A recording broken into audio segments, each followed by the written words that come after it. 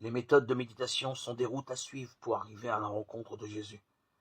Mais si tu t'arrêtes sur la route et que tu ne regardes que la route, tu ne trouveras jamais Jésus. Tu feras de la route un Dieu alors que la route est un moyen pour te conduire à Jésus. La méditation met en œuvre la pensée, l'imagination, l'émotion et le désir.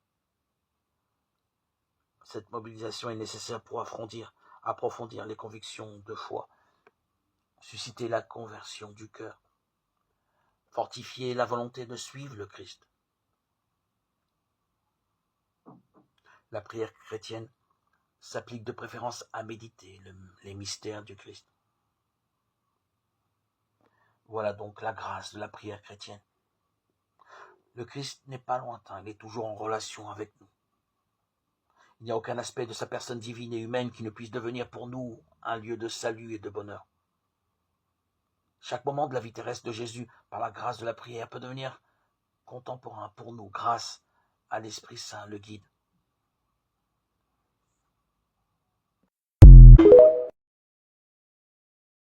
La liturgie, précisément en raison de sa dimension objective, demande à être célébrée avec ferveur pour que la grâce dispensée ne soit pas dispersée, mais atteigne la vie de chaque personne.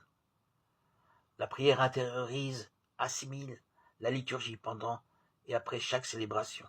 De nombreuses prières chrétiennes ne proviennent pas de la liturgie, mais toutes, si elles sont chrétiennes, présupposent la liturgie, c'est-à-dire la médiation de Jésus-Christ.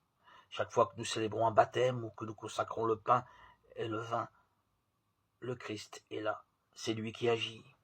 Il est présent. Comme lorsqu'il guérissait les membres faibles d'un infirme, ou qu'il a livré à la scène son testament pour le salut du monde.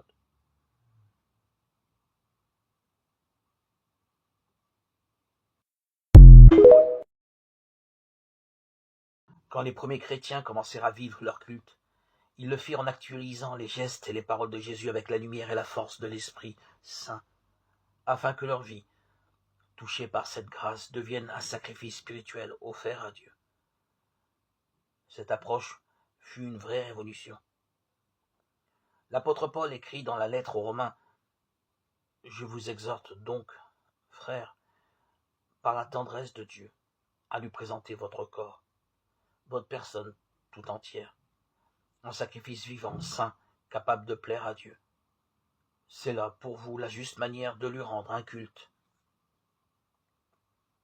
Chapitre 12, verset 1. La vie est appelée à devenir un culte à Dieu, mais cela ne peut pas se faire sans la prière, en particulier la prière liturgique. Que cette pensée nous aide tous quand nous allons à nos rassemblements. Je veux prier en communauté, je veux prier avec le Christ qui est présent. Quand nous célébrons un baptême, par exemple, c'est là qu'est présent le Christ. C'est le Christ qui baptise. Le Christ est présent.